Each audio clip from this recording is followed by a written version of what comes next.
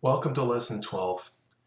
Refer to the PowerPoint presentation for this lesson for more information and for energy exercises associated to it. So let's introduce you to the arming ritual, which is the knighthood ritual of the Order of Paladins. The arming marks the end of the second cycle of training for the Order of Paladins from Lesson 7 to Lesson 12. Here the squires become knights in the order in preparation for starting the third cycle of training towards the mastery. To take part in this ritual, you have to have gone through the first degree initiation, the armoring, which makes you a squire, and you have to have been tested by the masters other than your mentor to confirm your suitability.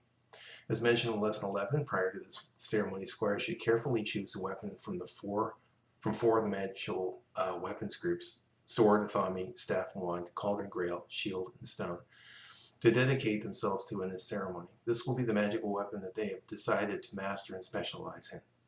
The fifth magical weapon, spirit and mind, is reserved for the next degree in the Order of Paladins training, which is the mastering. This choice does not preclude the initiate from mastering other weapons. In fact, we encourage that.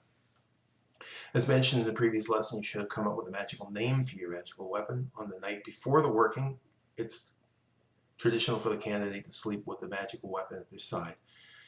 In the morning, the candidate cleans and polishes the magical weapon, focusing their mind on the power and significance of it.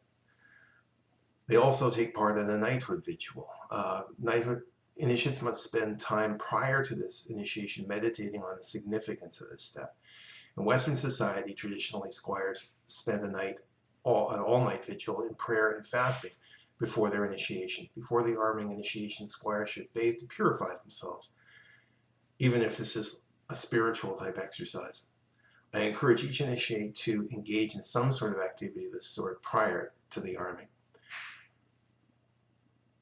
So at the beginning of this, there is a processional and there is a challenge where the constable invites knights to come forward.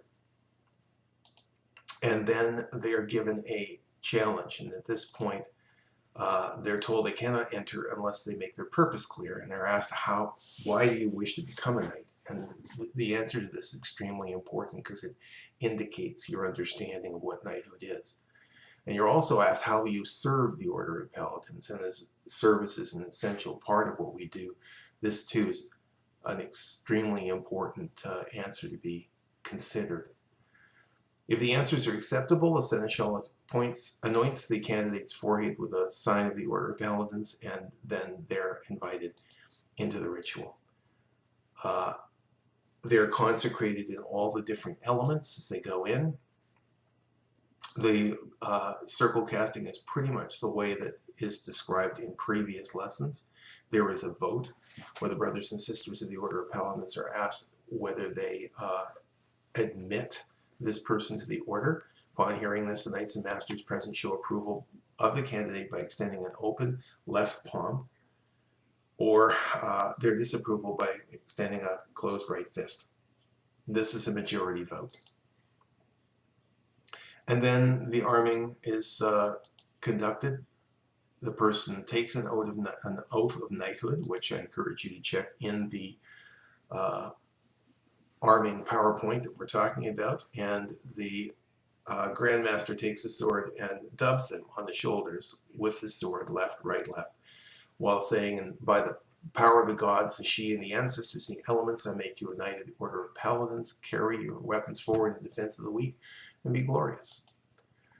And then they're asked to repeat a credo, which says, soldiers march, warriors dance, both fight, but only a warrior fights with honor. Soldiers act, warriors choose, and in harm none, do what thou wilt. Be vigilant. Beware of the foe in your shadow. Who dares, wins. Injustice is what gives you the right to meet justice. So go check out the PowerPoint for all the details in this lesson, and we hope to see you soon in Lesson 13 as a knight. Go out there and be glorious.